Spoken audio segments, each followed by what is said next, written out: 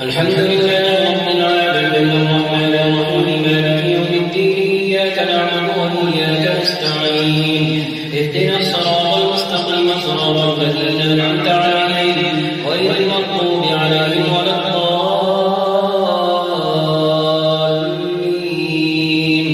آمين. ألف لام ميم غلبت الروم في أدنى الأرض وهم من بعد غلبهم سيغلبون في بضع سنين لله الأمر من قبل ومن بعد ويومئذ يفرح المؤمنون بنصر الله ينصر من يشاء وهو العزيز الرحيم. وعد الله لا يخلف الله وعده ولكن أكثر الناس لا يعلمون ظاهرا من الحياة الدنيا وهم عن الآخرة هم غافلون. أولم يتفكروا في أنفسهم ما خلق الله السماوات والأرض وما بينهما إلا بالحق وأجل مسمى وإن كثيرا من الناس بلقاء ربهم لكافرون. أولم يسيروا في الأرض فينظروا كيف كان عاقبة الذين من قبلهم كانوا أشد منهم قوة وأثاروا الأرض وعمروها أكثر مما عمروها وجاءتهم رسلهم بالبينات فما كان الله ليظلمهم ولكن كانوا أنفسهم يظلمون. ثم كان عاقبة الذين أساءوا السوء أن كذبوا بآيات الله وكانوا بها يستهزئون. الله يبدأ الخلق ثم يعيده ثم إليه ترجعون. ويوم تقوم الساعة يبلس المجرمون ولم يكن لهم من شركائهم شفعاء وكانوا بشركائهم كافرين. ويوم تقوم الساعة يومئذ يتفرقون فأما الذين آمنوا وعملوا الصالحات فهم في روضة يحبرون وأما الذين كفروا وكذبوا بآياتنا ولقاء الآخرة فأولئك في العذاب محضرون. فسبحان الله حين تمسون وحين تصبحون وله الحمد في السماوات والأرض وعشيا وحين تظهرون. يخرج الحي من الميت ويخرج الميت من الحي ويحيي الأرض بعد موتها وكذلك تخرجون.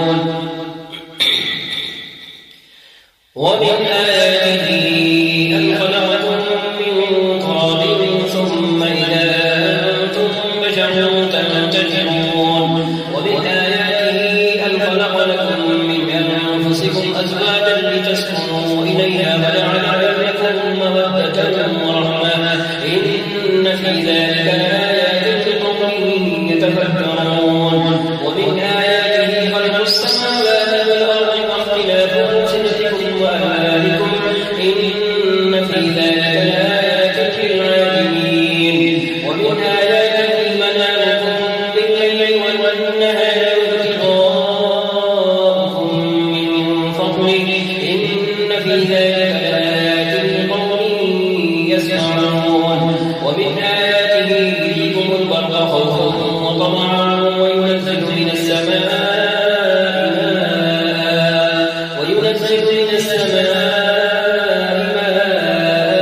فيحيي به الأرض بعد موتها إن في ذلك لآيات لقوم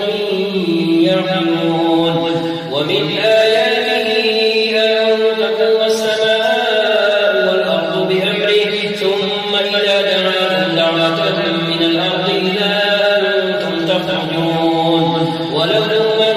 في السماوات والأرض كل له قانتون وهو الذي يبدأ الخلق ثم يعيده وهو أهون عليه وله المثل الأعلى في السماوات والأرض وهو العزيز الحكيم. ضرب لكم مثلا من أنفسكم هل لكم مما ملكت أيمانكم من شركاء فيما رزقناكم فأنتم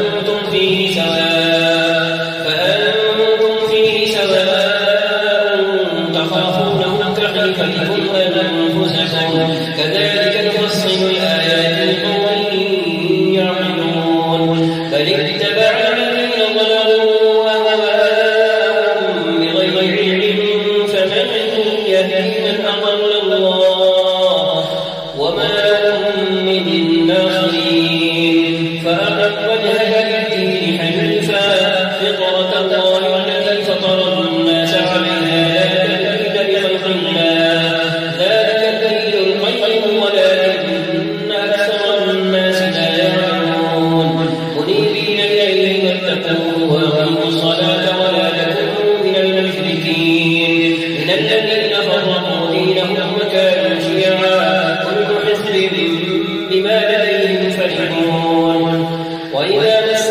الناس ضر دعوا ربهم منيبين إليه ثم إذا أذاقهم منه رحمة إذا فريق منهم بربهم يشركون ليكفروا بما آتيناهم فتمتعوا فسوف تعلمون أم أنزلنا عليهم سلطانا فهو يتكلم بما كانوا به يشركون وإذا أذقنا الناس رحمة فرحوا بها وإن تصبهم سيئة بما قدمت أيديهم إذا هم يقنطون أولم يروا أن الله يبسط الرزق لمن يشاء ويقدر ولكن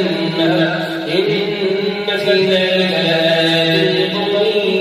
يؤمنون أولم يروا أن الله يبسط الرزق لمن يشاء ويقدر إن في ذلك لآيات لقوم يؤمنون فآت القربى حقه والمسكين وابن السبيل ذلك خير للذين يريدون وجه الله ذلك خير للذين يريدون وجه الله ذلك خير للذين يريدون وجه الله وأولئك هم المفلحون وما آتيتم من ربا ليربو في أموال الناس فلا يربو عند الله وما آتيتم من زكاة تريدون وجه الله فأولئك هم المضعفون الله الذي خلقكم ثم رزقكم ثم يميتكم ثم يحييكم هل من شركائكم من يفعل من ذلكم من شيء سبحانه وتعالى عما يشركون هل من شركائكم من يفعل من ذلكم من شيء سبحانه وتعالى عما يشركون ظهر الفساد في البر والبحر بما كسبت أيدي الناس ليذيقهم بعض الذي عملوا لعلهم يرجعون قل سيروا في الأرض فانظروا كيف كان عاقبة الذين من قبل كان أكثرهم مشركين فأقم وجهك للدين القيم من قبل أن يأتي يوم لا مرد له من الله يومئذ يصدعون من كفر فعليه كفر ومن عمل صالحا فلأنفسهم يمهدون ليجزي الذين آمنوا وعملوا الصالحات من فضله إنه لا يحب الكافرين ومن آياته أن يرسل الرياح مبشرات وليذيقكم من رحمته ولتجري الفلك بأمره ولتبتغوا من فضله ولعلكم تشكرون ولقد أرسلنا من قبلك رسلا إلى قومهم فجاءوهم بالبينات فانتقمنا من الذين أجرموا وكان حقا علينا نصر المؤمنين الله الذي يرسل الرياح فتثير سحابا فيبسطه في السماء كيف يشاء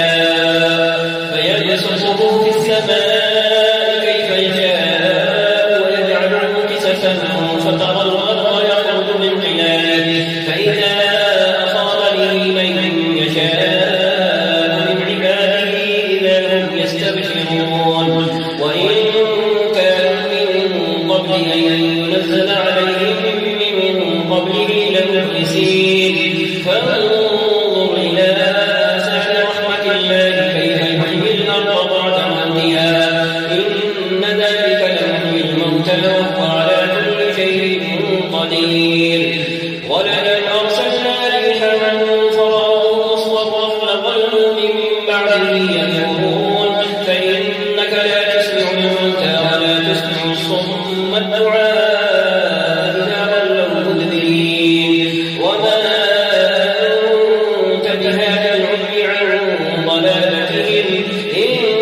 تسمع إلا من يؤمن بآياتنا فهم مسلمون الله الذي خلقكم من ضعف ثم جعل من بعد ضعف قوة ثم جعل من بعد قوة ضعفا وشيئا يخلق ما يشاء وهو العليم القدير ويوم تقوم الساعة يبصر المجرمون ما لبثوا غير ساعة كذلك كانوا يؤفكون وقال الذين أوتوا العلم والإيمان قد لبثتم في كتاب الله إلى يوم البعث فهذا يوم البعث ولكنكم كنتم لا تعلمون فيومئذ لا ينفع الذين ظلموا معذرتهم ولا هم يستعجلون ولقد ضربنا للناس في هذا القرآن من كل مثل ولئن جئتهم بآية ليقولن الذين كفروا إن أنتم إلا مبطلون كذلك يطبع الله على قلوب الذين لا يعلمون فاصبر إن وعد الله حق ولا يستخفنك الذين لا يؤمنون ألف لام ميم تلك آيات الكتاب الحكيم هدى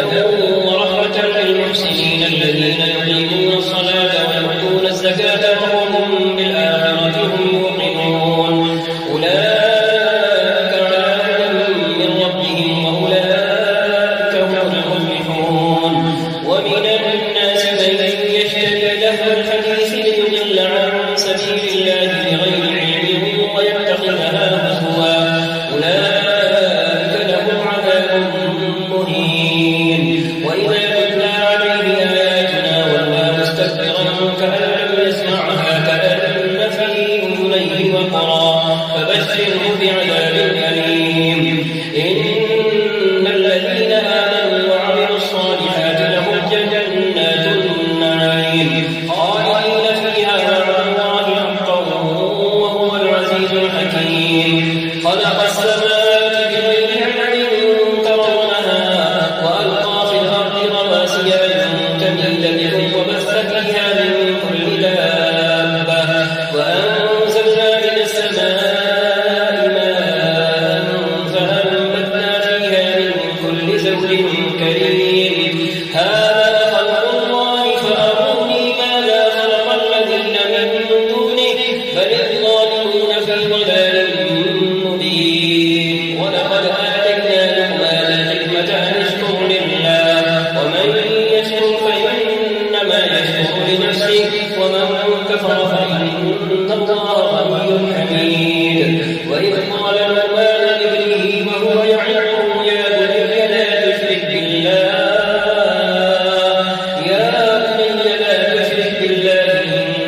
إن الشرك لظلم عظيم ووصينا الإنسان بوالديه حملته أمه وهنا على وهن وفصاله في عامين أن اشكر لي ولوالديك إلي المصير وإن جاهداك على أن تشرك بما ليس لك به علم فلا تطعهما وصاحبهما في الدنيا معروفا واتبع سبيل من أناب إلي ثم إلي مرجعكم فأنبئكم بما كنتم تعملون يا بني إنها إن تك مثقال حبة من خردل فتكن في صخرة أو في السماوات أو في الأرض يأت بها الله إن الله لطيف خبير يا بني أقم الصلاة وأمر بالمعروف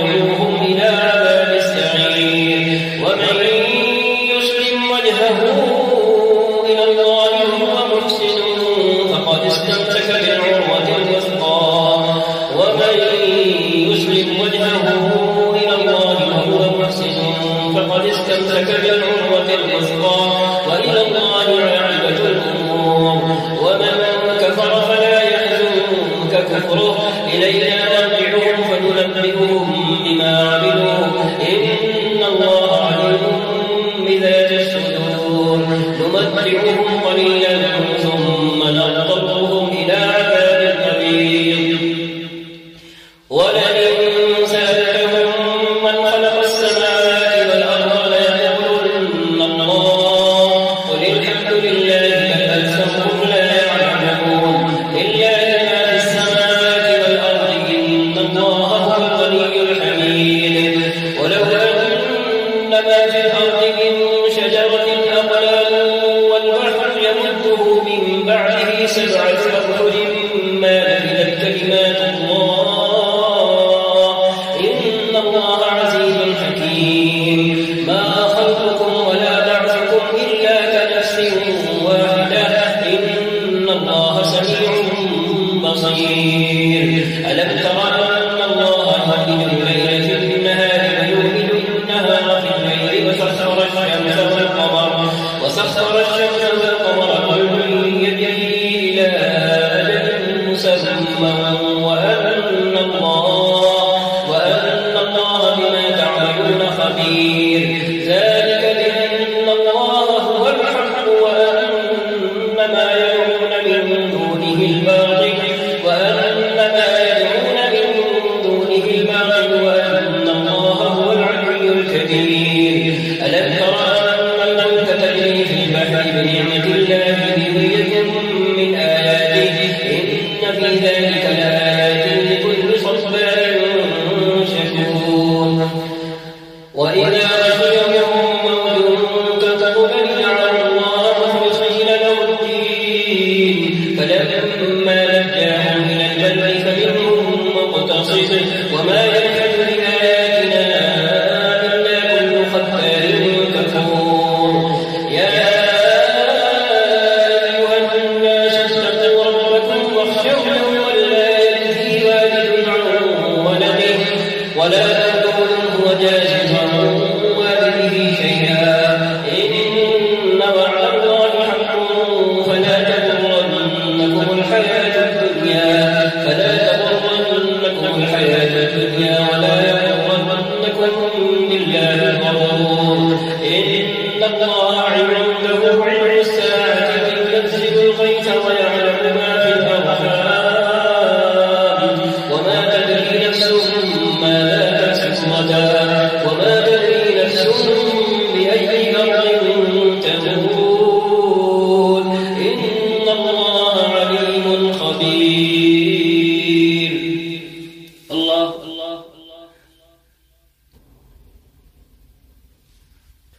الله أكبر الحمد لله رب العالمين الرحمن الرحيم مالك يوم الدين إياك نعبد وإياك نستعين اهدنا الصراط المستقيم صراط الذين أنعمت عليهم غير المغضوب عليهم ولا الضالين آمين ألف لام ميم تنزيل الكتاب لا ريب فيه من رب العالمين أم يقولون افتراه بل هو الحق من ربك لتنذر قوما ما أتاهم من نذير من قبلك لعلهم يهتدون الله الذي خلق السماوات والأرض وما بينهما في 6 أيام ثم استوى على العرش ما لكم من دونه من ولي ولا شفيع أفلا تتذكرون يدبر الأمر من السماء إلى الأرض ثم يعرج إليه في يوم كان مقداره 1000 سنة مما تعدون ذلك عالم الغيب والشهادة العزيز الرحيم الذي أحسن كل شيء خلقه وبدأ خلق الإنسان من طين ثم جعل نسله من سلالة من ماء مهين ثم سواه ونفخ فيه من روحه وجعل لكم السمع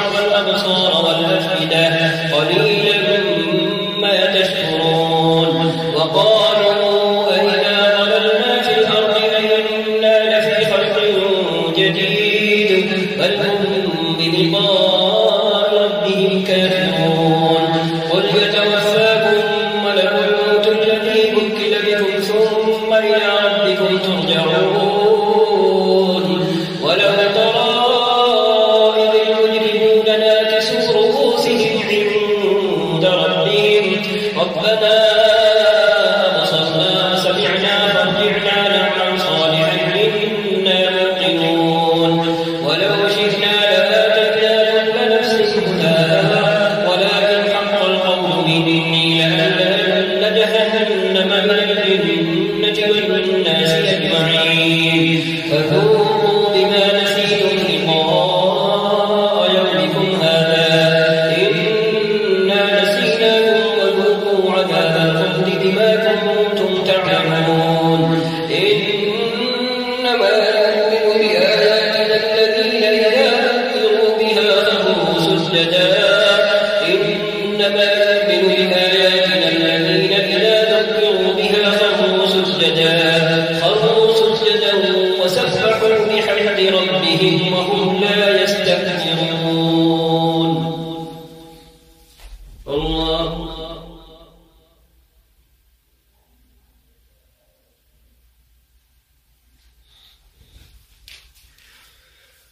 الله أكبر تتجافى جنوبهم عن المضاجع يدعون ربهم خوفا وطمعا ومما رزقناهم ينفقون فلا تعلم نفس ما أخفي لهم من قرة أعين جزاء بما كانوا يعملون أفمن كان مؤمنا كمن كان فاسقا لا يستوون أما الذين آمنوا وعملوا الصالحات فلهم جنات المأوى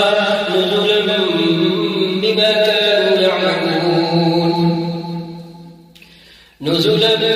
بما كانوا يعملون وأما الذين فسقوا فمأواهم النار كلما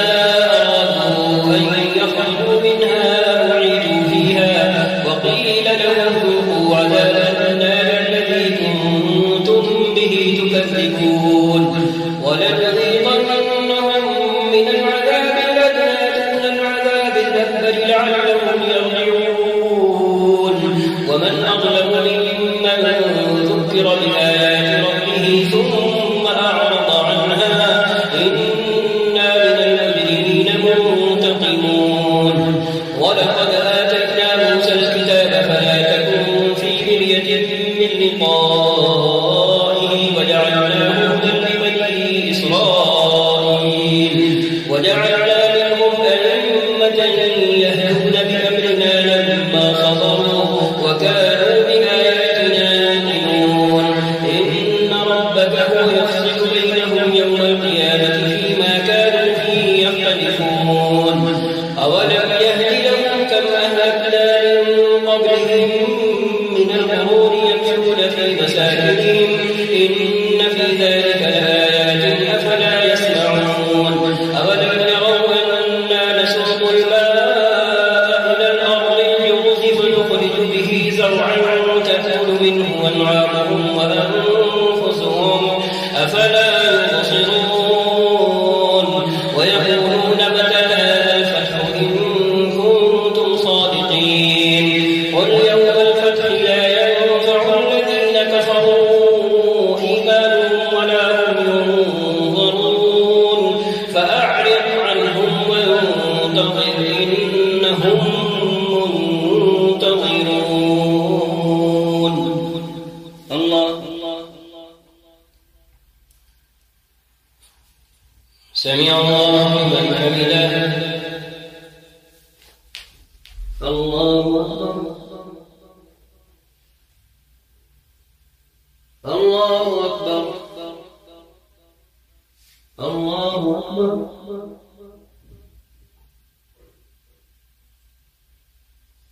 الله أكبر